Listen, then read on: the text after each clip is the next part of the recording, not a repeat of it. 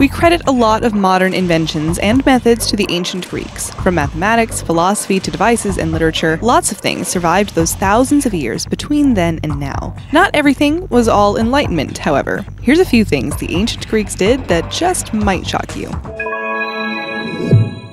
Number 16. Inventing the vending machine. Vending machines are such a common part of the scenery in any given facility that when you see one, you probably don't think twice about it. The simple act of trading money for goods without another person having to be around isn't an idea that we can credit to modern society, though. As far back as the 1st century CE, the vending machine was already invented. Hero of Alexandria, who also just goes by Hero, was the man who created the first vending machine. The product was holy water, and for a gold coin, you too could bless yourself. And you could do so by dropping a coin through a slot of a box. That coin would then travel down, hitting a lever that would then raise a string that was tied to a plug, thus releasing blessed water into the buyer's hands.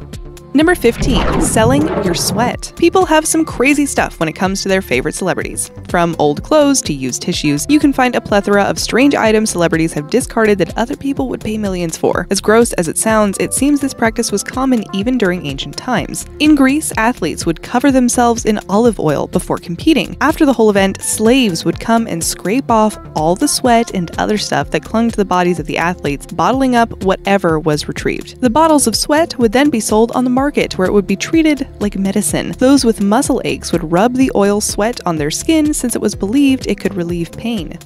Number 14. Zombie prevention methods. Everyone knows that the only surefire way to kill a zombie is to get it in the head. But the ancient Greeks, rather than wait around for the dead to rise, had the foresight to prevent the dead from climbing their way out. And they did so by placing heavy objects like rocks and parts of amphora over the bodies so as to weigh them down. This discovery was made quite recently, as archaeologists seem to find evidence of this practice from remains found in Camarina in Sicily. So even though we can give lots of credit to the incredibly advanced logic and inventions to the ancient Greeks, we shouldn't forget that they too had their moments of impractical thinking. Or maybe they really were onto something with this whole zombie business.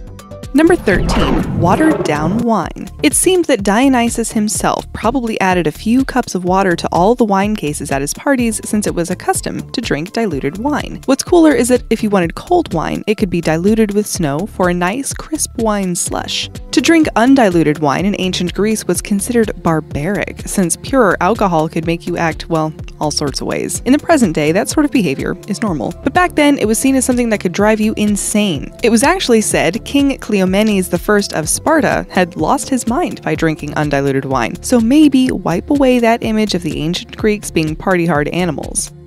Number 12. How to get ripped. Ancient Greeks revered the image of a man with a built physique, and it seems, well, not much has changed. A historical figure to thank for the invention of progressive strength training was Milo of Croton. A prominent and skilled wrestler in his time, it makes sense that he became a 6-time champion at the ancient Olympic Games. The road to this level of physical prowess came about with one simple method: carrying a bull on his shoulders. Nowadays, people can use all the complicated equipment they want at the gym. Milo discovered a unique way of building his strength and also practical. He started carrying the bull when it was just a calf, and as it grew older, it got gradually bigger. In turn, he gradually trained himself to get stronger.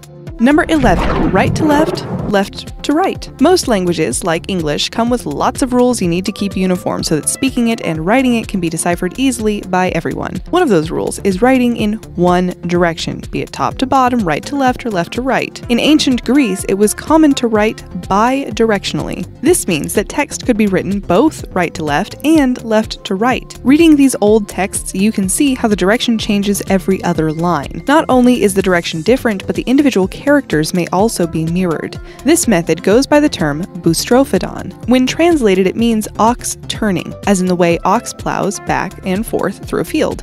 Number 10. Spiked dog collars. Dogs and punk rockers alike have the good old Greeks to thank for inventing their style. The spiked dog collar is an accessory adopted by both humans and pets, with its history dating back thousands of years ago. You might see a leather spiked collar or choker in a store window at the mall, but back then, owners placed them on dogs to protect them from wolves. A wolf collar features much longer spikes than the ones you're probably used to seeing, preventing wolves from mauling a dog by the neck. To this day, shepherds still use wolf collars in places such as Spain, Turkey, and Italy. Number 9. A roll of stones. Long before science blessed humanity with the invention of toilet paper, people had to use stones as a way to clean up after relieving themselves. But don't worry, the stones were almost always smooth, like the ones pictured here. Pieces of clay might also be utilized for tidying up too, as in broken pieces of ceramic pots. And if you had the money, you had your very own luxurious sponge on the end of a stick. To economize the stock of smooth stones, an old Greek saying was that 3 stones were enough to wipe. Is it really, though? Number 8. The squat and sneeze. Back then, the responsibility of birth control fell solely to the woman. According to the ancient Greek physician Soranus, a way a woman could prevent pregnancy was to squat and sneeze. You heard that right. Modern science dispelled this theory a long time ago, obviously. And surprise! Even in those days, this squat and sneeze method did not work. In case the squat and sneeze method didn't work, Soranus would also recommend that a woman hold her breath while she jumped up and down, a method that actually continued for centuries and which also surprisingly does not work. Number 7. Don't spill the beans. Before computers, pen-ticked boxes and hole-punched pieces of paper were the common way of filling in a vote, beans were employed as a way to set up the count. White beans meant a yes vote, while black beans meant no. There's a story that the term spill the beans derived from the ancient Greeks for this reason, though that idea has been disproved. What is more plausible, however, is the fact that the word ballot comes from the French word ballotte, or small ball. Number 6. Put those tweezers away. In the early 2000s, it was all about those razor-thin eyebrows. Fast forward a decade later, and all of a sudden, we're all embracing fuller, bushier brows. The ancient Greeks took that full brow ideal even further, as they considered unibrows a staple of beauty. This look was desired so much that women would use powdered minerals or even soot to darken their brows. A woman's purity was prized, so leaving your brows untouched as an untweezed or darkened signified your appeal. With the way we revere brows today, do you think society is well on its way to accepting unibrows again?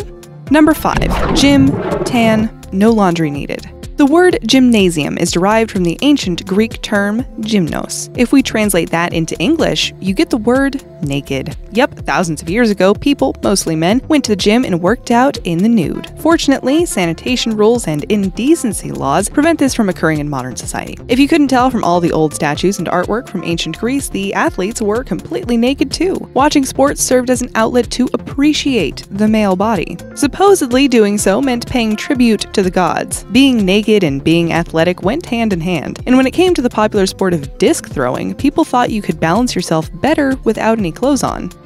Number 4. The taste of earwax. Who has the shorter end of the stick? The patient who comes in sick, or the doctor who has to taste their earwax to figure out what kind of sickness they have? According to Hippocrates, doctors could discern what was wrong with their patients by tasting bodily fluids, such as earwax or urine. Likewise, doctors lick vomit or feel your phlegm around with their fingers, all in the name of medicine. When learning to become a doctor, you were instructed as to what bodily fluids should taste like, so that when it came to treating someone, you'd know what was off. This came down to how sweet your puke might taste, or if urine had the same tartness as fig juice.